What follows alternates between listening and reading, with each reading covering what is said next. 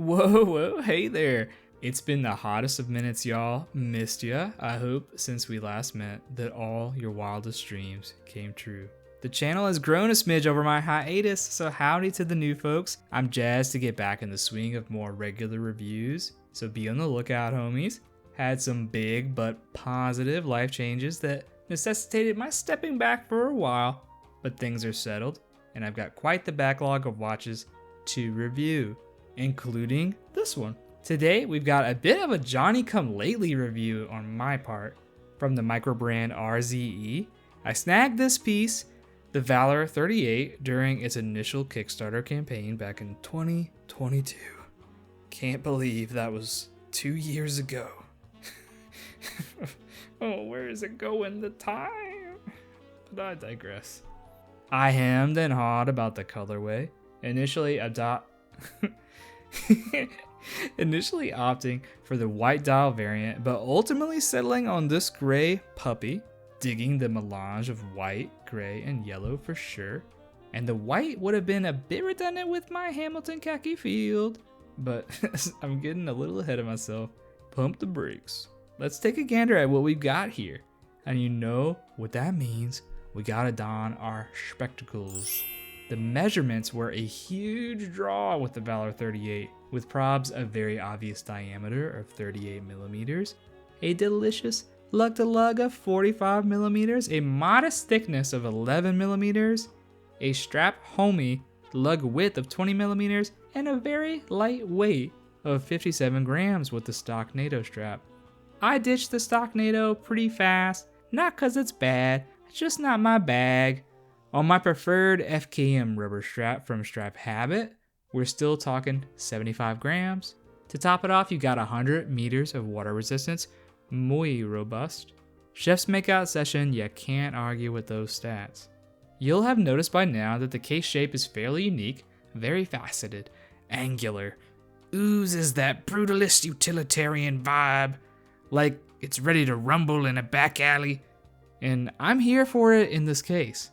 RZE has built their brand on deft utilization of solid titanium with a special ultra hex coating to boost the hardness. Quite snazzy.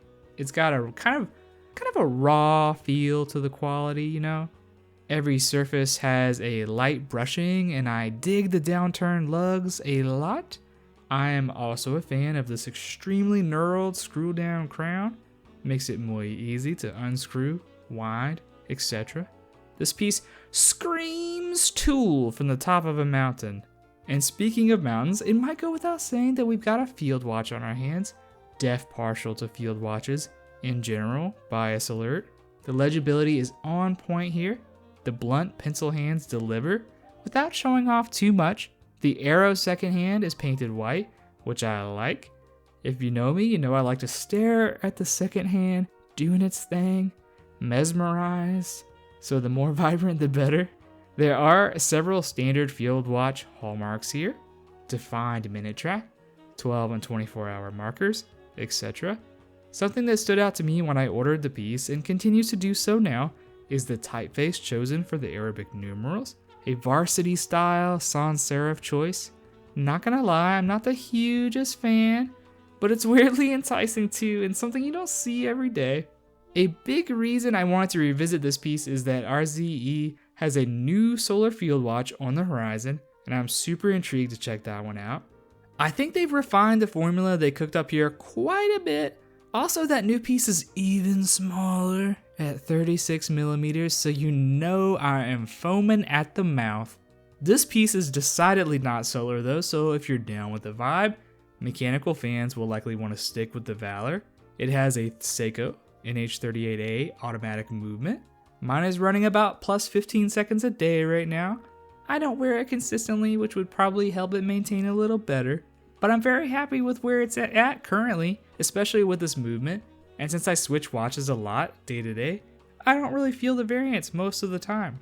As of the making of this video, the initial array of colors aren't fully available, including mine, but spruce green, whistler white, and obsidian black with a neat black case too, by the way.